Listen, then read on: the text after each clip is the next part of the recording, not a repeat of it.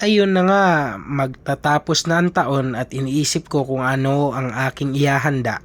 At samahan niyo po ako kung ano ang naisip kong ihanda at sasalubungin ko ang bagong taon.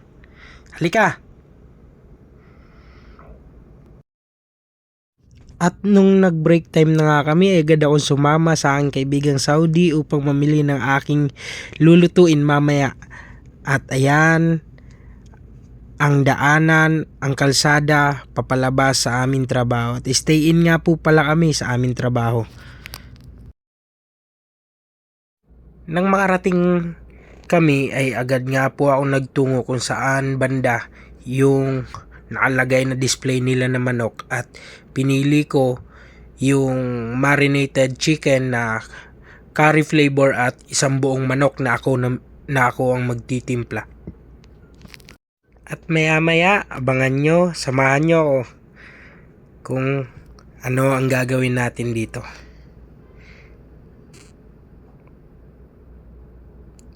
At nung makauwi nga po kami ay agad ako nagpunta sa kusina upang mahugasan na rin at maihanda ang ating lulutuin. At naabutan ko nga dito ang isa kong kasamahan at binati ko nga siya ng Happy New Year. At eto na ang manok at dadaanin natin sa transition. Siya nga pala, hindi ko na isinama sa video ang aking paghugas ng manok at paghahanda. Sadyang hindi ko na isinama dahil baka humaba palalo ang ating video. At yan na, inihanda ko na, pinilalagyan ko na ng mga ricados yan at ating imamarinate yan. At mamaya ako pa naman po siya lulutuin pag out ko.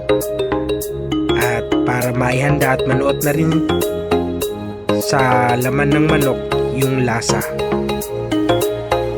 Diyan, nilamas-lamas ko na yung manok at para malagyan lahat ng laman ng manok pati yung loob, nilagyan ko rin na marinated natin.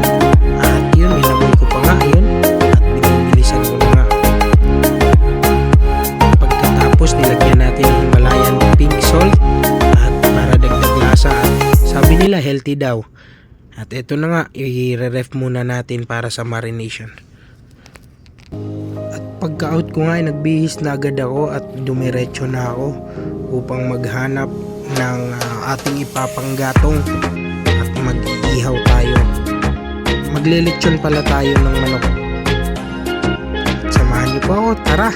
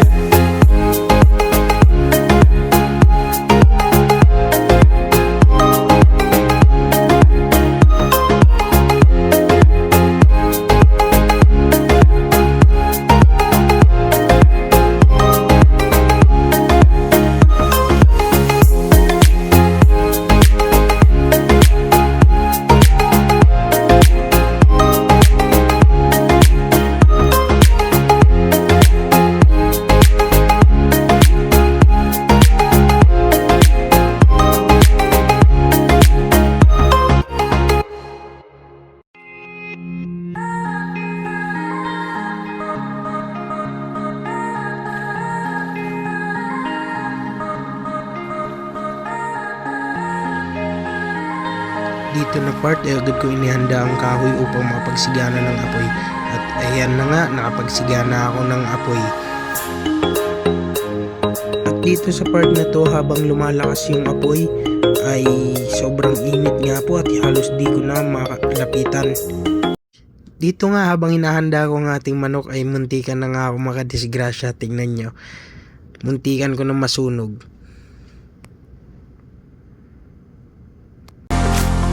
Dahil nga dun sa nangyari, hindi ko na naipakita sa inyo yung preparation na ginawa ko. At dyan nga po pala ay mali nga po pala yung pwesto ko. At yan, kung nakikita makikita nyo sobrang init sa pwesto ko at yung usok ay pumapabor sa akin.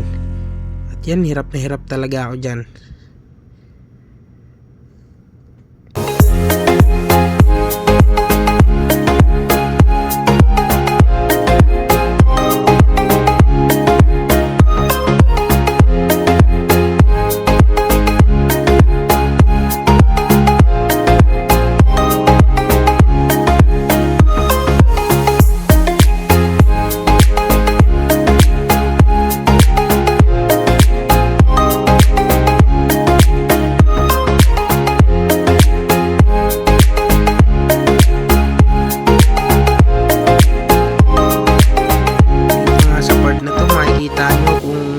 Gaano kahirap na mapabor sa usok at sa init.